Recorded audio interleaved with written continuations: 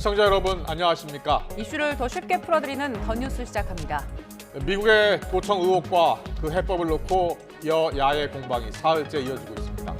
최근 지지율 하락으로 고심하고 있는 여당의 중진 의원들 목소리, 또 어제 외신 기자회견에서 위험 인물로 봐야 하느냐는 질문을 받은 이재명 대표의 답변까지 잠시 뒤 더정치 시간에 풀어드리겠습니다.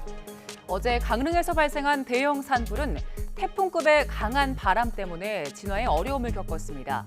비가 내리면서 꺼지긴 했지만 강풍에 대비한 소방 대책 마련의 목소리가 높아지고 있습니다. 화재 원인과 대책 짚어보겠습니다. 먼저 오늘의 주요 뉴스부터 보시겠습니다. 주택을 비롯해 건물 100여 채가 불에 탄 강릉 산불 현장은 축구장 530개 면적이 잿더미로 변했습니다.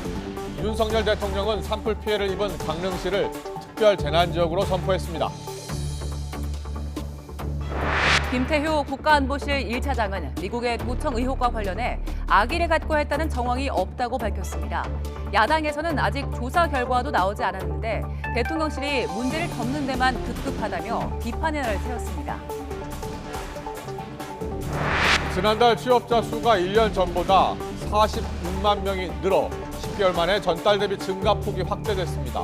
외부 활동 증가 영향으로 숙박과 음식점업 취업자는 증가했지만 경기 부진 때문에 제조업 취업자는 줄었습니다. 서울중앙지검이 더불어민주당 전당대회 과정에서 불법 자금이 전달됐다는 의혹과 관련해 윤관석 민주당 의원실 등 20여 곳을 압수수색했습니다. 검찰은 지난 2021년 5월 민주당 임시 전당대회를 앞두고 윤 의원 측에 불법 자금이 건너간 정황을 포착해 강제 수사에 나선 걸로 전해졌습니다. 국내에서 처음으로 지역사회 감염이 확인된 엠폭스 환자가 추가로 2명 더 나왔습니다. 이번에도 2명 모두 최근 해외여행을 한 적이 없어서 지역사회 감염 확산 우려가 커지고 있습니다. 올봄 최악의 황사가 중국을 거쳐 우리나라로 유입되면서 한반도를 뒤덮었습니다. 미세먼지 농도가 평소의 10배 이상 치솟으면서 전국에 미세먼지 경보가 내려졌습니다.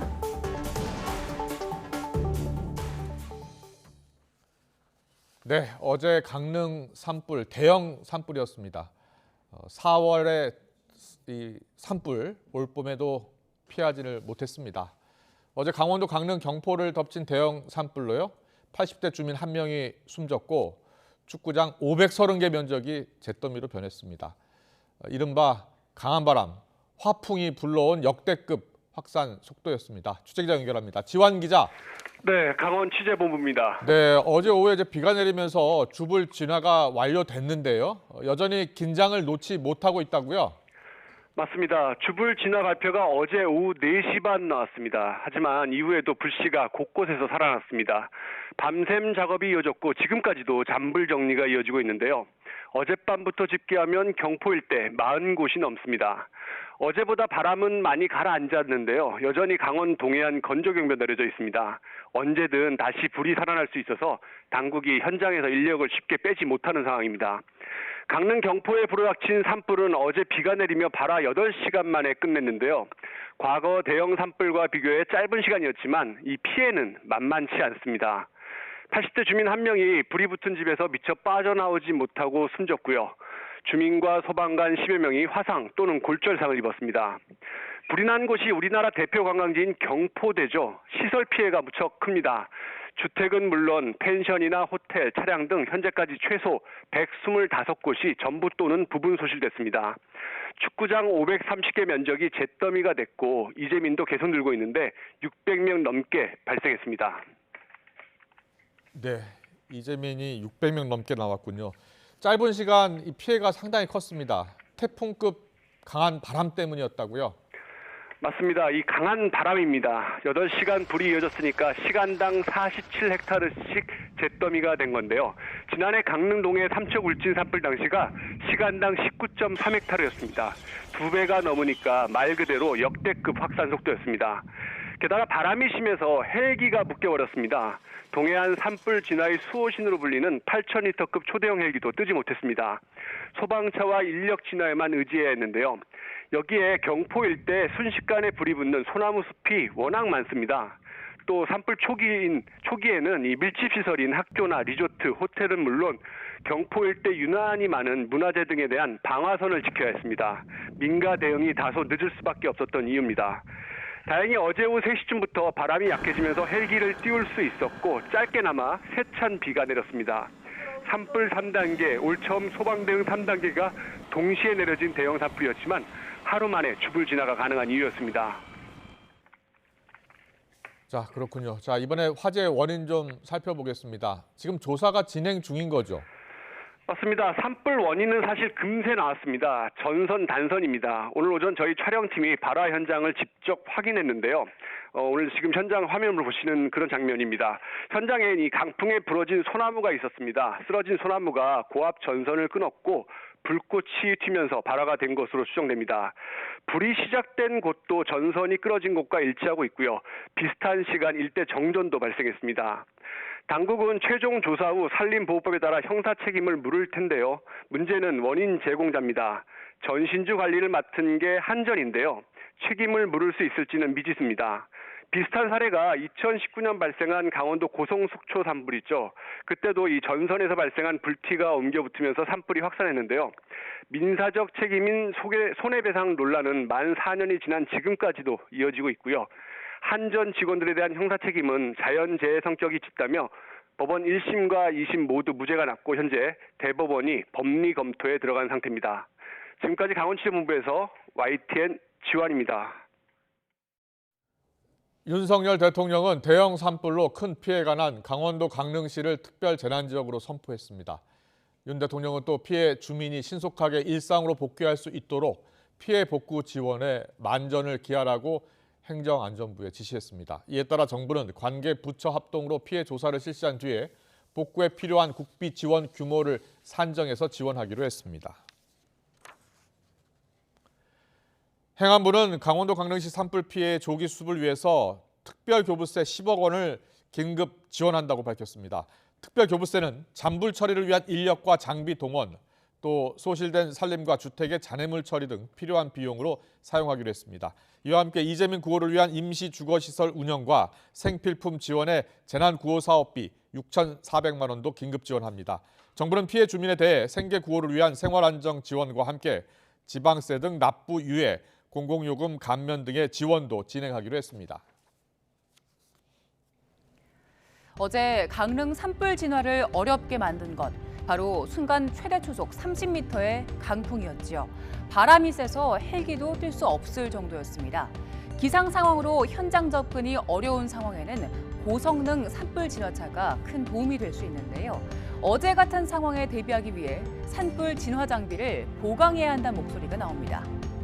고성능 산불 진화차, 보통의 일반 소방차보다 3배나 더 많은 양의 물을 담을 수 있고요. 또 나무나 바위 같은 장애물이 있는 비포장 산길 도로를 잘 달릴 수 있습니다. 지면과 차체 사이 높이도 일반 진화 차량보다 3배가 넘게 높아서 험한 산악 지형에 특화된 겁니다.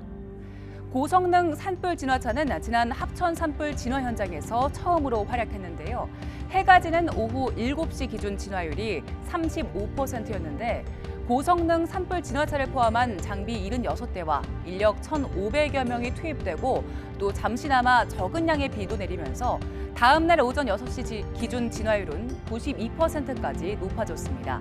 산불은 야간 진화가 어렵다고 알려졌는데 이 같은 진화율은 이례적이란 평가가 나옵니다. 고성능 진화 차량은 충남 홍성과 금산, 대전, 서울 인왕산 산불에도 투입이 됐고요. 또 어제 강릉 산불 현장에서도 맹활약했습니다. 산불을 잡는 데 큰 역할을 하지만 차량 한 대에 7억 5천만 원이 넘다 보니 보급은 더딘 걸로 알려졌는데요. 보유 현황을 보면 산림청이 3대를 보유하고 있습니다. 남성현 산림청장은 올해 연말까지 18대를 더 확보할 예정이라고 밝혔는데요. 소방차가 진입할 수 있는 도로도 있어야겠지요. 현재 산불 진화 인도는 전국적으로 332km에 불과한데요. 국가가 소유하고 있는 국유림에만 설치가 되어 있습니다. 1헥타르 인도 밀도를 기준으로 우리나라 인도는 일본의 6분의 1 그리고 독일의 14분의 1에 불과합니다. 산림청은 공유림과 사유림에도 산불 진화 인도를 매년 500km 이상씩 늘려서 2027년까지 3,207km로 확충할 계획입니다. 또 바람에 안정적으로 대처할 수 있는 초대형 헬기를 더 확보해야 한다는 지적도 나오는데요. 초속 15m 이상 20m 미만의 바람이 불면 담수량 2,000리터 아래인 중형 이하 헬기는 위험해서 뜰 수 없습니다. 어제 같은 초속 30m의 강풍을 시속으로 환산하면 136km로 고속도로를 달리는 자동차와 같은 속도이기 때문에 담수량이 3,000리터 이상인 대형 헬기나 초대형 헬기만 제한적으로 투입할 수 있는데요. 현재 산림청이 보유한 산불 진화 헬기 가운데 8,000리터의 물을 담을 수 있는 초대형 헬기 7대에 불과합니다. 산림청은 2027년까지 산불 진화 헬기를 초대형 헬기 중심으로 늘려서 산불에 대응할 계획인데요. 기후 변화에 따라 산불 발생 위험이 커진 만큼 대형 산불에 대비하기 위한 노력이 필요합니다. 오늘 오전 5시 반쯤에도 경남 양산시 원동면의 야산에서 산불이 나 1시간 20분 만에 꺼졌습니다. 불이 나자 산림당국은 인력과 장비를 투입해 진화에 나섰고 날이 밝자 곧바로 헬기를 띄워서 불길을 잡았습니다. 산림당국은 정확한 화재 원인과 피해 면적을 조사하고 있습니다. 어제 저녁 7시 25분쯤 경남 합천군 가야군의 한 야산에서도 불이 났습니다.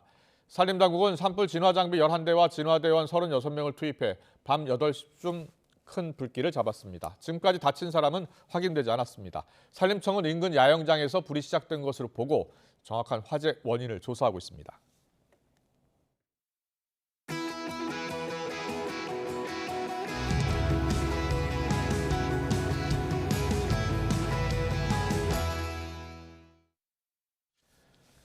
어제 강원도 강릉에서 난 대형 산불, 비가 내리면서 더 큰 피해를 줄일 수 있었는데요. 비가 내리기 전까지 소방당국은 강한 바람과 건조한 날씨로 화재 진압에 큰 어려움을 겪었습니다. 네, 산림당국과 소방당국은 정확한 산불 원인을 밝히기 위해 현장 조사를 하고 있고요. 또 피해 현장을 중심으로 피해 규모도 조사를 하고 있습니다. 정부 합동조사단에서 이번 산불의 원인을 조사하고 계신 분 모셨습니다. 국립산림과학원 김성용 박사와 함께 이번 산불의 원인 또 대책까지 짚어보겠습니다. 어서 오세요. 어서 오십시오. 네, 안녕하세요. 예, 현장에 다녀오셨다면서요? 네, 그렇습니다. 네, 불은 다 꺼졌다고 보면 됩니까? 네, 그렇습니다. 지금 현재 불은 다 꺼진 상태고요. 예. 어제 아침 네. 8시 30분에 이제 산불이 시작돼서 16시 30분에 이제 불이 꺼졌고요. 예. 지금 현재는 산불이 타고 지나간 지역에 잔불들이 좀 남아 있어서 그 잔불들을 좀 진화를 하고 있는 상황입니다. 네. 밖에서 보기에는 꺼진 것 같아도 그 말씀하신 잔불 같은 거 땅속에 불꽃이 한 3, 4일 정도 남아있다고도 하는데 그런 경우에는 다시 큰 불로 번질 우려는 없습니까? 네, 그렇습니다. 그 낙엽층이 많이 쌓여져 있으면 네. 그 안쪽까지 이제 불씨가 이제 들어가게 되고 그 불씨가 3, 4일 정도 남아 있게 되는데요. 네. 그래서 지금 현재 산림청에서는 산불이 꺼졌더라도 한 이틀에서 3일 정도는 예. 잔불 감시를 계속 할 것이고요. 그래서 예. 산림청 특수진화대원들, 공중진화대원들 중심으로 해서 계속 감시를 할 예정에 있습니다. 네. 잔불 진화를 확실하게 해야 될 것 같고요. 자, 산불 원인 들어가겠습니다. 박사님이시니까 잘 아실 거 아니에요. 현장에 다녀오셨죠. 우리 취재 기자가 확인해봤더니 전선이 끊어지면서 불꽃이 튀었나 봐요. 네, 그렇습니다. 예.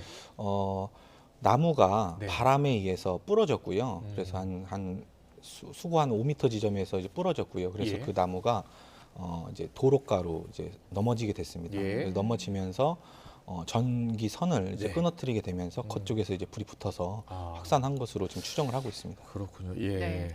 강한 바람에 나무가 부러진 거잖아요. 근데 부러지면서 전기줄 치고 이렇게 불이 나는 경우 이런 일이 잦습니까? 사실 그런 일은 잦지는 않고요. 그러니까 우리나라 산불 통계를 보게 되면은 뭐 입산자 실화나 소각 산불 등이 많고요. 사실은 이런 상황들은 강풍이 불었기 때문에 이제 발생한 그런 좀 이례적인 일이라고 볼 수 있습니다. 그렇군요. 대부분 이제 소각 산불 같은 경우에 이제 인재잖아요. 네, 그런데 그렇습니다. 이건 지금 자연, 그러니까 바람으로 강한 바람 때문에 이제 이 불이 났다고 볼 수가 있는데 그렇다면 앞으로 강한 바람이 불면 또 같은 사고가 날 수 있잖아요. 네, 그렇습니다. 뭔가 좀 대책이 필요할 것 같은데요. 네, 대책이 필요합니다. 어떤 대책이 사실은. 필요합니까? 네, 예. 일단은 그 전기선, 네. 전기선 같은 경우에 예.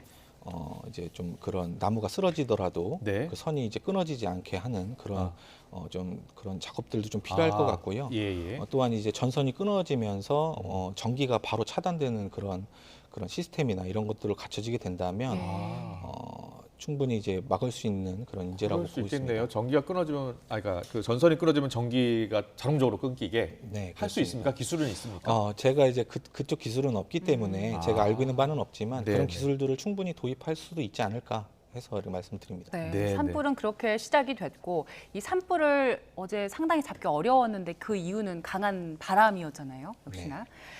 바람 때문에 얼마나 산불 진화 작업에 어려움을 겪었는지 그걸 현장에서 다 보셨으니까 잘 아실 것 같아요. 네, 그렇습니다. 바람이 강하게 불게 되면 네.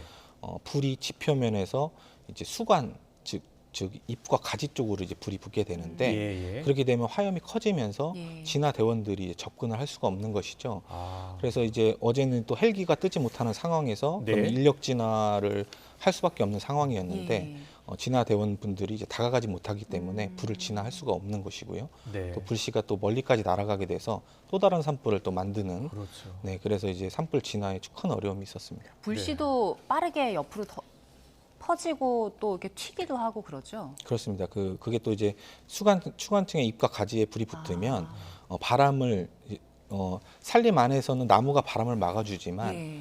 이 불이 이제 산림 바깥에서 타는 것이거든요. 그렇게 되면 바람을 직접적으로 막기 때문에 네. 불씨가 날아가게 되고 우리나라 기록에서는 2km까지 불씨가 2km요? 네, 날아간 적이 있습니다. 그렇군요. 강한 바람에 불니까 이 불씨가 더 멀리 날아갈 수도 있고요. 그렇죠. 네, 그렇습니다. 알겠습니다. 그 강한 바람 얘기하면 항상 그 강원도에서 화재가 나면 양간지풍 이야기 많이 하잖아요. 네. 고온 건조한 강한 바람 지금 매해 불고 있는 거 아닙니까? 이번에도 이 양간지풍이 세게 분 거라고 보면 됩니까? 네, 그렇습니다. 예. 이제 고기압과 저기압 사이에서 이제 그 공간 안에서 이제 바람이 이제 편서풍이 불게 되거든요. 예. 그래서 북서풍이 불어오게 되는데 이제 백두대간 그 태백산맥을 만나게 되면 그 공기가 순환하는 통로가 매우 줄어들게 됩니다. 그래서 네. 자동차 병목 현상이라고 아시죠? 그래서 네. 공기도 이제 병목 현상이 일어나서 공기가 그 한 구역에 가득 찼다가 다시 그 공기가 순환하는 곳이 개방이 되면서 바람이 일시적으로 강하게 불게 되는 것이죠. 그런데 이번에 양간지풍이 최대 소속 30m 네, 이렇게 그렇습니다. 강하게 불었다고 하더라고요. 네, 마을 그렇습니다. 주민분도 이렇게 강한 바람은 처음이다라고 하시던데요. 네, 매년 그렇게 강한 바람이 이제 매년마다 이렇게 불진 않는 예. 것 같고요. 아, 2019년 고성속초 산불 당시에도 예, 예. 바람이 이제 초속 32m/s까지 불은 그때도 적이 그랬군요. 있었고요. 예. 네. 대형 산불 일어날 때마다 보면 양간지풍 그리고 강풍이 있었는데 이거 자연 현상이긴 하지만 여기에 대비할 수 있는 방법은 없습니까? 사실은 이제 대응, 그러니까 진화 이외에 어떤 대비적, 관리적, 예. 그러니까 예방적 측면에서 좀 접근이 좀 필요할 것 같아요. 예, 그래서 예. 예를 들어서 숲을 음. 잘 관리를 해서 산불의 크기를 줄여 나갈 수 있는, 그러니까 즉 산불에 강한 숲을 조성을 한다거나 아, 또 이번 강릉 산불 같은 경우에는 그 시설물 피해가 예. 좀 많았잖아요. 예, 예. 그게 산림과 인접된 시설물인데 그 시설물을 보호할 수 있는 방안들을 만든다던가 아. 네, 그런 대비적인 측면에서 좀 더 접근을 해서 우리가 이제 그런 바람을 막을 수는 없지만 바람이 예. 불어서 산불이 났을 그렇네요. 때 예. 확산은 막을 수 그 있게. 피해를 저감할 수 있는 그런 체계를 이제 계속 이제 노력을 해야 되겠습니다. 예, 박사님이 예방책, 대비책 지금 두 가지 이야기해 주셨는데 산불에 강한 숲 네. 어떻게 만들어야 됩니까? 일단은 지금 강원도 영동 지역은 소나무가 좀 잘 자랄 수밖에 없는 그런 구조입니다. 그래서 네. 소나무를 베고 다른 나무를 또 심는 것도 어렵기 때문에 예. 일단은 소나무를 잘 관리를 해줘야 됩니다. 소나무에서 대부분 이제 수가나 큰 불이 발생을 하기 때문에 송진이 나오잖아요. 네, 소나무는. 그렇습니다. 예. 소나무에 테르핀 성분 같은 송진이 있기 때문에 네.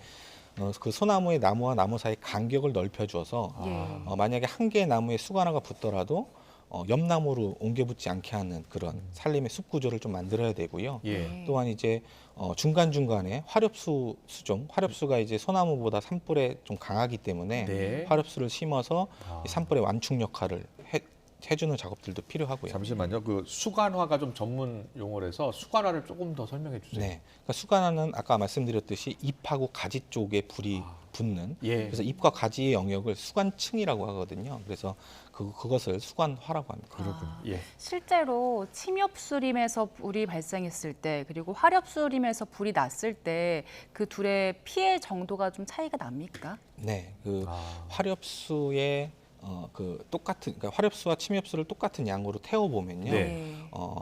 침엽수가 한 1.7배에서 1.8배 정도 더 강하게 그리고 네. 더 오래 타는 그런 특성이 있습니다. 1.7배에서 1.8배 거의 2배네요. 네, 2배 가까이 이제 침엽수가 그만큼 열량이 높은 거고요. 예. 또 이제 계속 이제 기름 성분이기 때문에 불씨가 계속 남아 있는 특성들이 있다 보니까 네.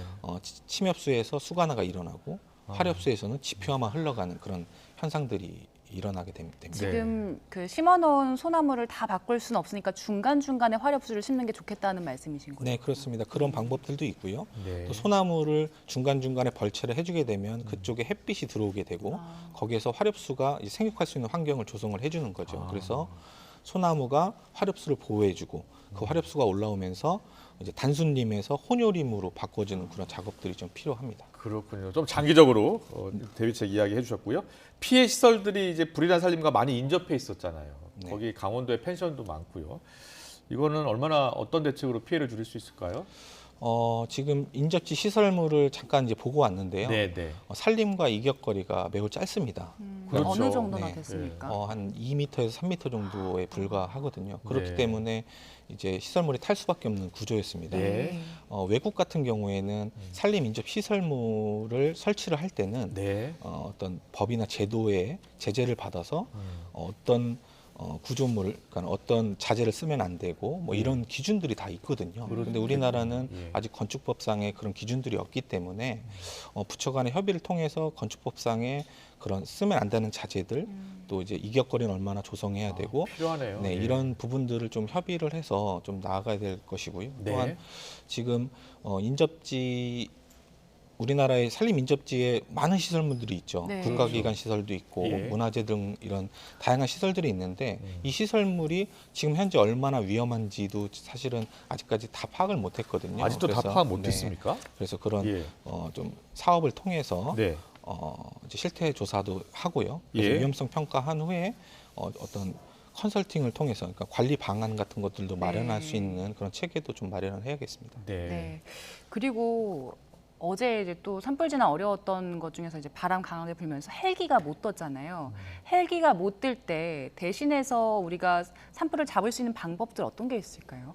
네, 그 고성능 진화차량을 예. 이제 선수 도입을 엄지민 앵커가 소개를 좀 잘 해줬는데요. 네, 도입을 했는데요. 예. 이제 분당 250리터 정도를 살포를 할 수가 있는 네. 그 정도 수준이어서 일단은 올해 뭐 합천 산불부터 지금 계속 이제 활약을 해오고 있었고요. 예. 어제도 강릉 산불에 헬기가 뜨지 못했기 때문에 그 진화 차량이 큰 역할을 했다고 볼 수 있습니다. 지금 화면에 나오고 있는데요. 몇 대나 있습니까, 우리나라에?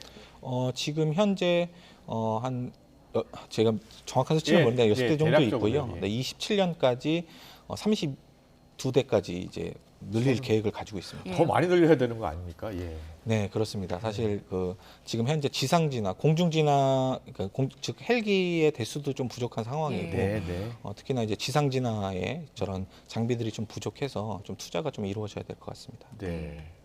그 초대형 헬기 같은 경우에도 그나마 강풍에 좀 견딜 수 있는 장비잖아요. 그 장비 현황은 어떻게 됩니까? 지금 초대형 헬기가 지금 대략 한 6대에서 8대 정도로 가지고 있고요. 또 중형 헬기가 2여 대 정도 가지고 예. 있는데요. 네. 일단은 초대형 헬기도 더 확충을 해야 되고요. 그 예. 초대형 헬기가 다른 헬기들보다도 강풍에도 더 잘 견디기 때문에 네. 장비 확충이 좀 필요한 상황이라고 볼 수 있습니다. 장비 확충 꼭 필요하고요. 우리 국립산림과학원의 김성효 박사처럼 전문가들도 더 필요하지 않습니까? 어떤 네. 전문가들이 더 필요합니까? 예. 네, 일단은 우리 산림이나 소방 쪽에서 그 전문가를 양성하는 그런 네. 뭐 대학교에 이제 전문 교수분들도 많이 안 계시고 예, 하기 때문에 예. 인력 양성이 좀 어려운 부분들이 있고요. 그래서 대학교에도 그런 산불과 관련된 학과들도 신설이 되고 네. 그런 것들이 된다면 전문가들도 많이 양성을 할 수 있지 않을까 생각하고 네, 있습니다. 오늘 말씀 정말 잘 들었습니다. 매년 그 피해가 발생하고 있고요. 소중한 문화재도 지금 소실이 됐고 특히 이재민이 이번에도 벌써 600명이나 나왔잖아요. 정부 차원의 아주 꼼꼼한 대책 필요할 것 같고 전문가 의견을 적극적으로 수렴해야 될 것 같습니다. 지금까지 국립산림과학원 김성영 박사와 함께했습니다. 잘 듣습니다. 감사합니다.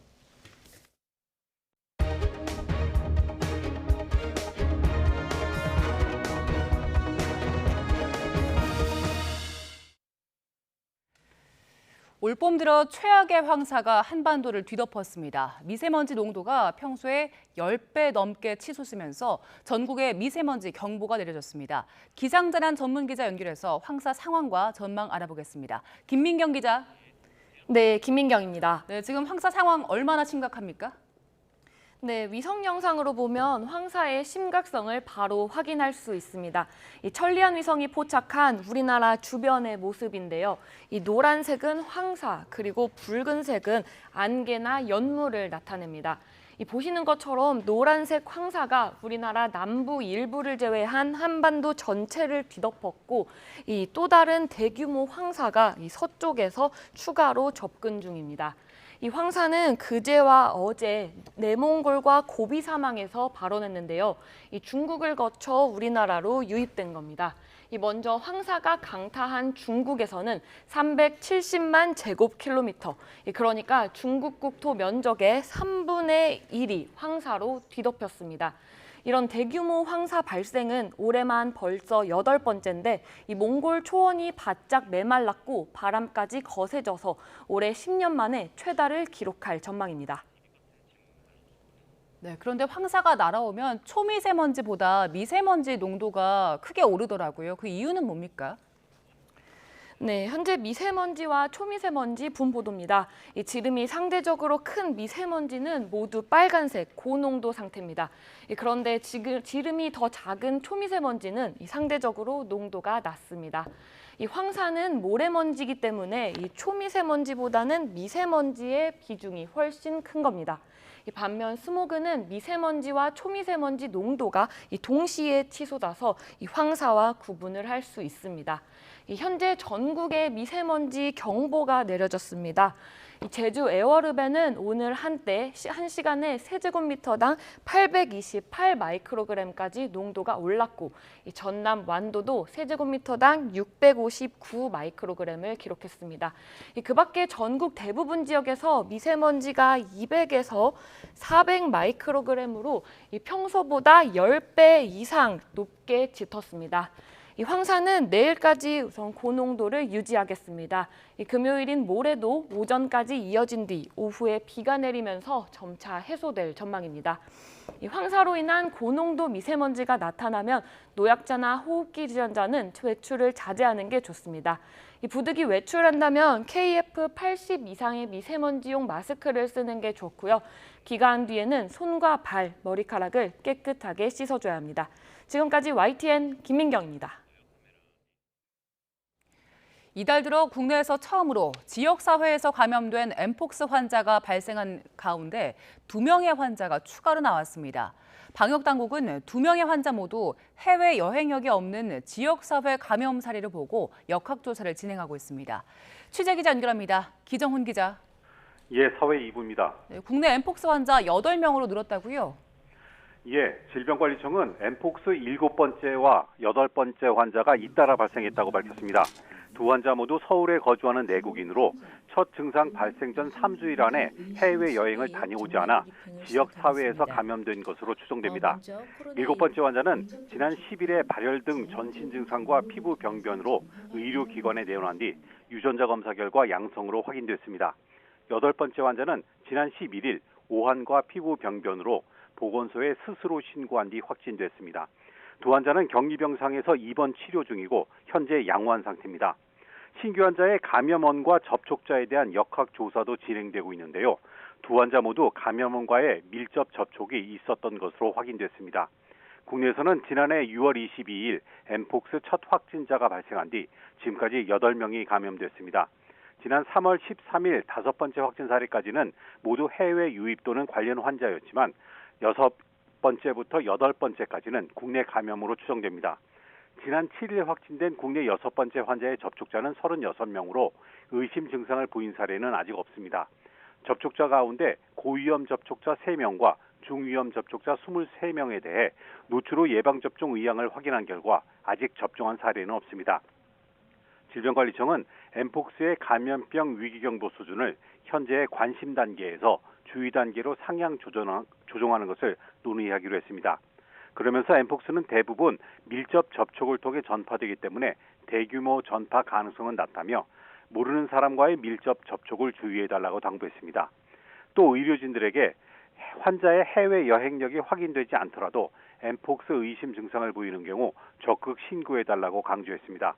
세계보건기구는 지난해 5월 이후 세계 110개 나라에서 8만 6천여 명의 엠폭스 환자가 발생해서 이 중 112명이 사망한 것으로 집계하고 있습니다. 지금까지 YTN 기정훈입니다. 코로나19 확진자 수가 안정세를 유지하고 있지만 2번 이상 걸린 재감염 추정 사례 비율은 소폭 증가한 걸로 조사됐습니다. 중앙방역대책본부는 오늘 브리핑에서 지난 3월 5주차 주간 확진자 가운데 재감염 추정 사례 비율이 32.8%로 전주보다 0.2%포인트 증가했다고 밝혔습니다. 재감염 비율은 3월 둘째 주 30%에서 셋째 주에 32.7%로 늘었다가 넷째 주 32.6%로 소폭 줄었던 게 다시 증가했습니다. 미 국방부 유출 문건이 상당 부분 위조됐다고 밝힌 대통령실이 이번엔 미국이 악의를 갖고 도감청했다는 정황은 없다고 했습니다.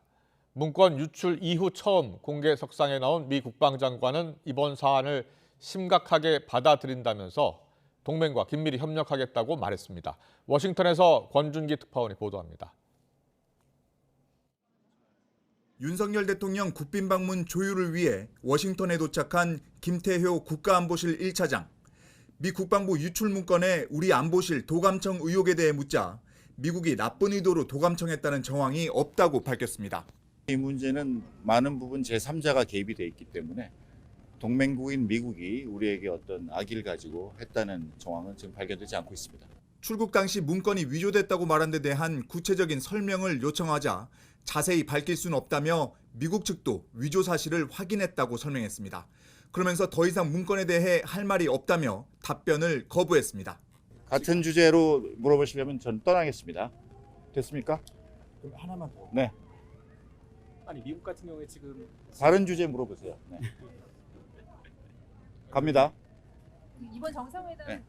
문건 유출 이후 처음 공개석상에 선 미 국방장관은 이번 사안을 심각하게 받아들이고 있다며 동맹국과 긴밀히 협의하고 있다고 밝혔습니다.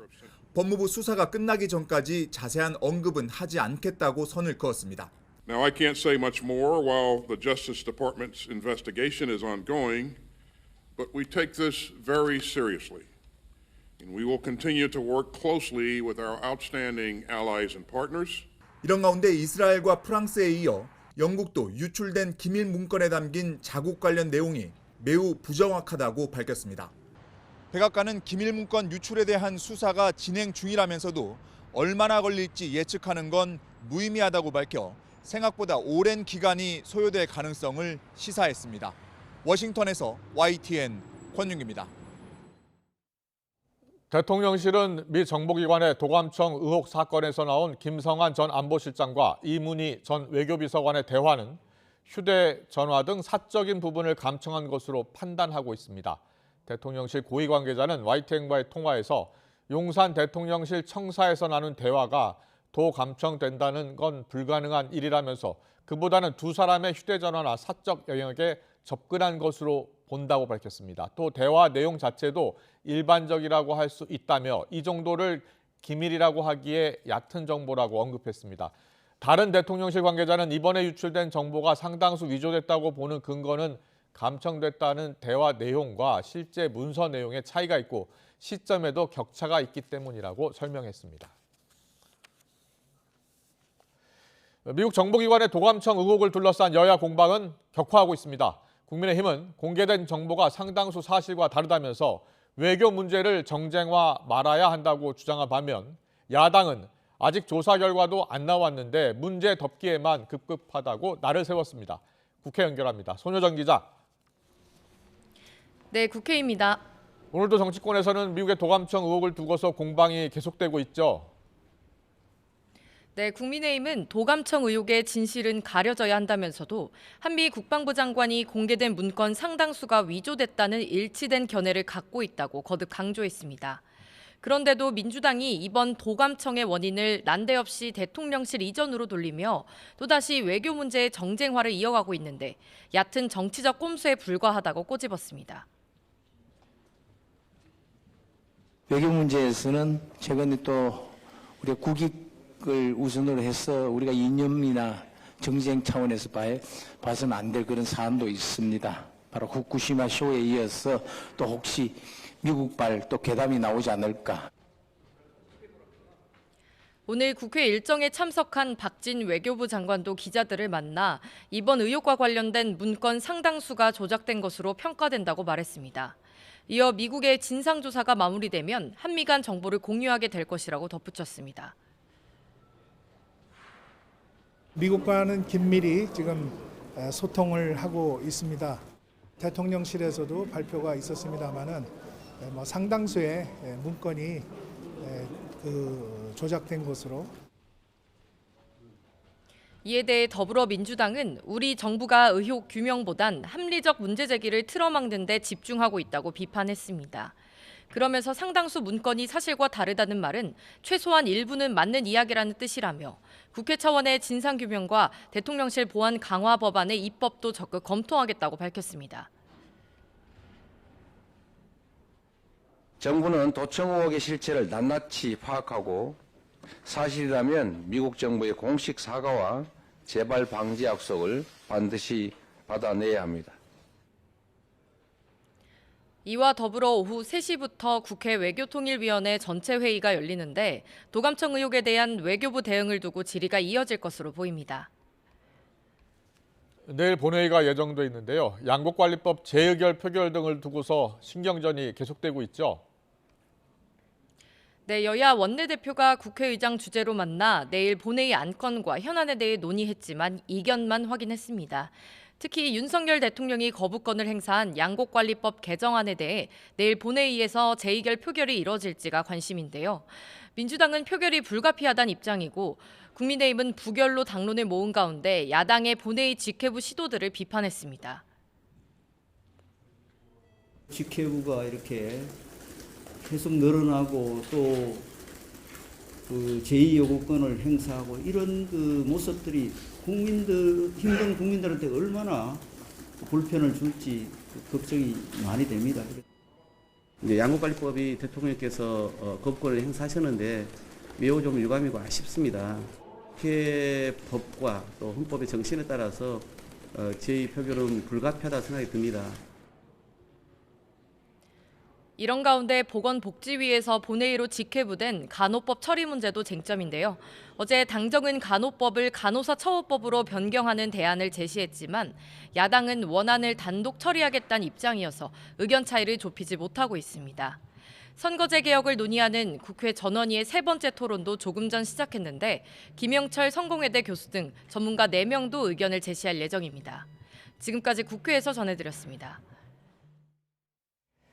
검찰이 오늘 오전부터 민주당 윤관석 의원 등을 겨냥해 20여 곳을 대상으로 대대적인 압수수색을 벌이고 있습니다. 재작년 민주당 전당대회 과정에서 불법 자금이 전달됐다는 의혹과 관련해 검찰이 강제 수사에 나선 걸로 파악됐습니다. 취재기자 연결합니다. 나혜인 기자. 네, 서울중앙지방검찰청입니다. 네, 검찰의 압수수색 대상 어디고 또 어떤 혐의 때문입니까?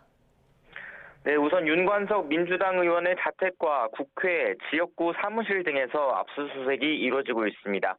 이 밖에도 민주당 당직자들을 비롯한 사건 관련자들의 사무실까지 포함해 오늘 압수수색 대상이 된 장소는 20곳이 넘습니다.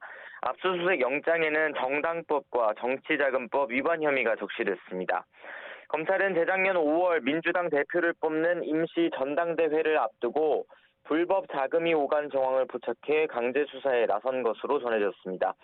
당시 윤 의원은 송영길 당대표 후보 캠프에서 선거운동을 도왔고 송 전 대표가 당선되자 당내 조직과 살림을 책임지는 사무총장으로 선임됐습니다.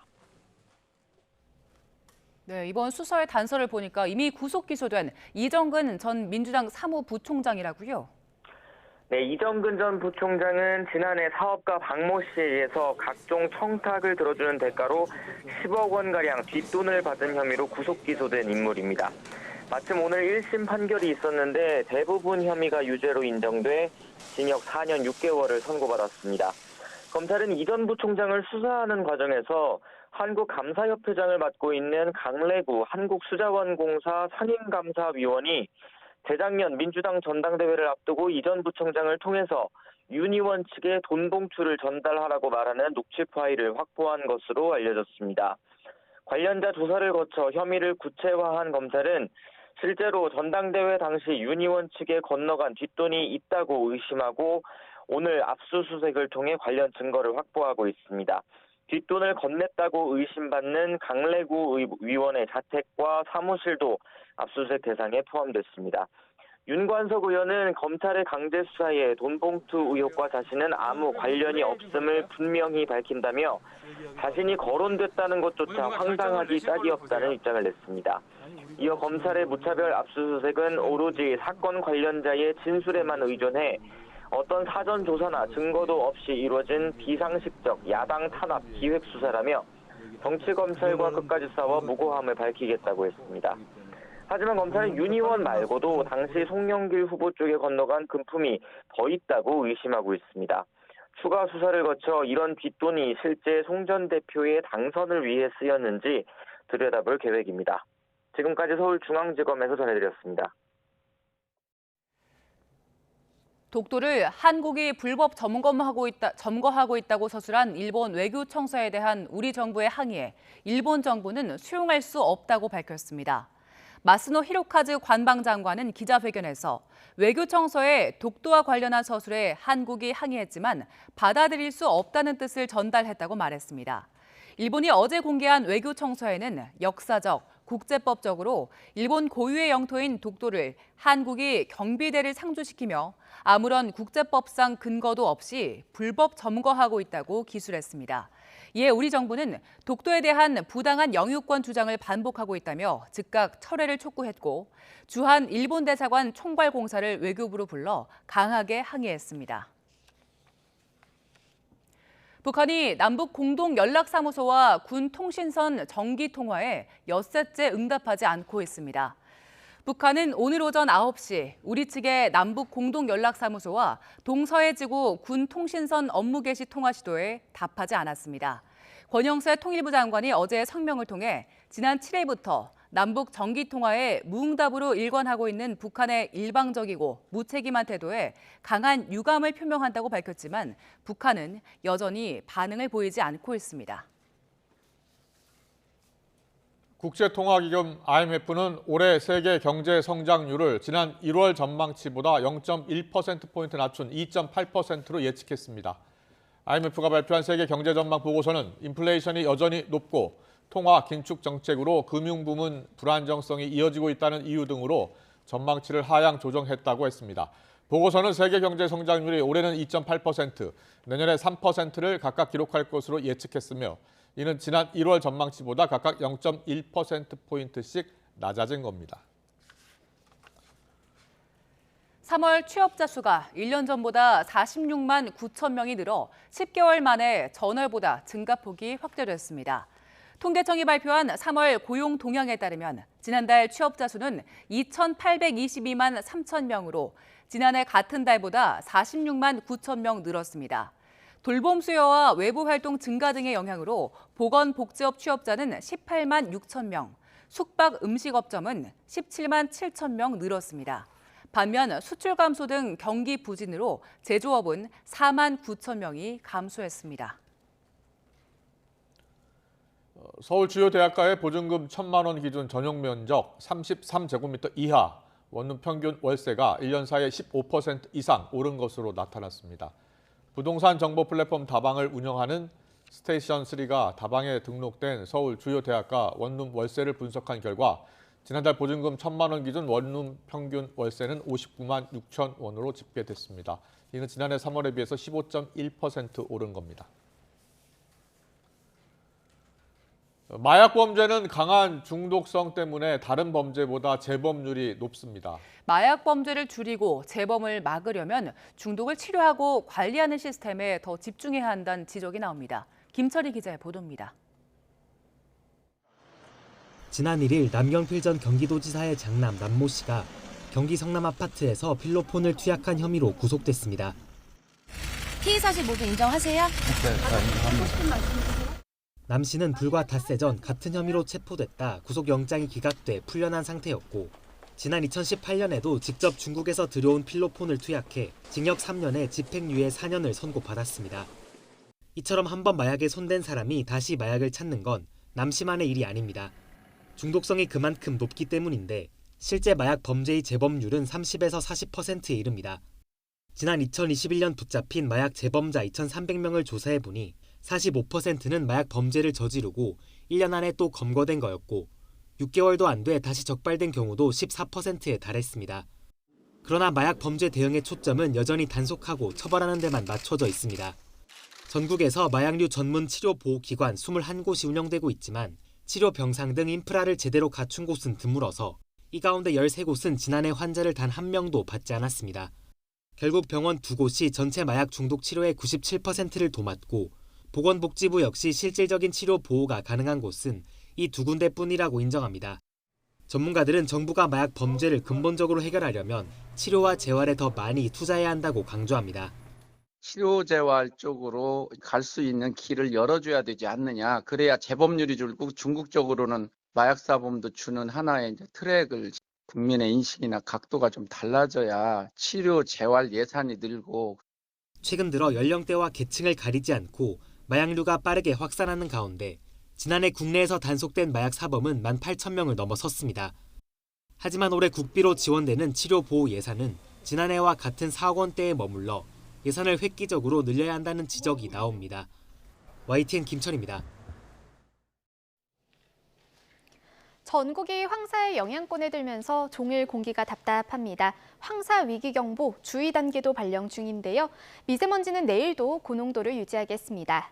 현재 미세먼지 농도는 서울 258, 광주 230, 대구 228 마이크로그램으로 매우 나쁨 수준 보이고 있고요. 평소에 7배에서 10배 수치까지 치솟아 있습니다. 어린이나 노약자 등 호흡기가 약하신 분들은 각별히 유의하시기 바랍니다. 내일도 전국이 대체로 맑겠지만 대기는 계속 건조하겠습니다. 서울 등 내륙 곳곳에 건조주의보가, 동해안에는 건조경보가 내려져 있고요. 영동에는 바람도 강하게 불겠습니다. 불씨관리 철저히 해주시기 바랍니다. 내일 아침까지는 반짝 꽃샘추위가 이어지며 쌀쌀하겠습니다. 서울 6도, 대전 3도, 광주 5도가 예상됩니다. 하지만 낮 기온은 20도 안팎까지 올라 일교차가 크게 벌어지겠습니다. 서울 20도, 대전 23도, 광주와 대구 24도가 예상됩니다. 미세먼지는 금요일과 토요일 사이 전국에 비가 내리며 해소될 전망입니다. 날씨였습니다. 미국의 도청 의혹과 그 해법을 놓고서 여야의 공방이 사흘째 이어지고 있습니다. 최근 지지율 하락으로 고심하고 있는 여당 중진 의원들의 목소리, 또 어제 외신 기자회견에서 위험 인물로 봐야 하느냐는 질문을 받은 이재명 대표의 답변까지 잠시 뒤 더 정치 시간에 풀어드리겠습니다.